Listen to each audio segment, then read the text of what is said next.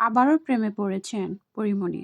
নতুন করে প্রেমে পড়া নিয়ে নিজেই একের পর এক ইঙ্গিত দিচ্ছেন তার নিজেরই ফেসবুক পেজের বিভিন্ন পোস্টের মাধ্যমে।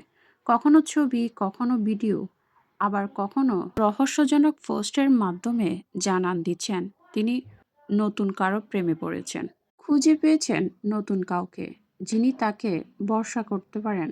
তার সাথে থাকলে তার কমফোর্ট ফিল হয়। তার সাথে থাকলে তিনি শান্তি খুঁজে পান। কে সে পরীমনির নতুন প্রেমিক? কিছুদিন আগে যাকে তিনি বন্ধু হিসেবে, যার হাতে হাত রেখে প্র্যাঙ্ক করেছেন বলে সকলকে বুঝিয়েছিলেন, তবে কি তার প্রেমেই পড়েছেন পরীমনি? নাকি তিনি নয়, অন্য কেউ পরীমনির মনের রাজা হয়েছেন, যাকে আমরা খুব শীঘ্রই দেখতে পাবো? শরীফুল রাজের সাথে বিচ্ছেদের ১ বছর পূর্ণ হতে না হতে পরীমনির আবারও প্রেমে পড়ার গুঞ্জন নিজেই শেয়ার করছেন বিভিন্ন সময়ে। তাই এটি গুঞ্জন নয়, কারণ পরীমনি নিজেই যেখানে জানান দিচ্ছেন তিনি প্রেমে পড়েছেন অন্য কারো, তখন সেটি নিশ্চয়ই গুঞ্জন নয়, বরং সত্যি সত্যি অন্য কারো প্রেমে পড়েছেন পরীমনি। কিন্তু তার এই প্রেমে পড়া অনেকেই নানানভাবে দেখছেন। কারণ বিভিন্ন সাক্ষাৎকারে পরীমনি নিজেই জানিয়েছিলেন তিনি আর কখনো কারো প্রেমে পড়বেন না। নিজের একমাত্র ছেলে পূর্ণকে নিয়ে সারা জীবন পার করবেন তিনি। সেই পরীমনি কিনা আবারও প্রেমে পড়েছেন নতুন করে। তার বারবার নতুন করে প্রেমে পড়া নিয়ে অনেকে অনেক ধরনের মন্তব্য করছেন। অবশ্য মন্তব্য করবেন নাই বা কেন?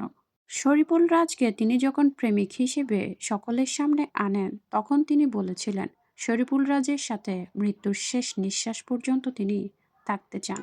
এমনকি দুজনের কবর পাশাপাশি হওয়ার কথাও বলেন তিনি।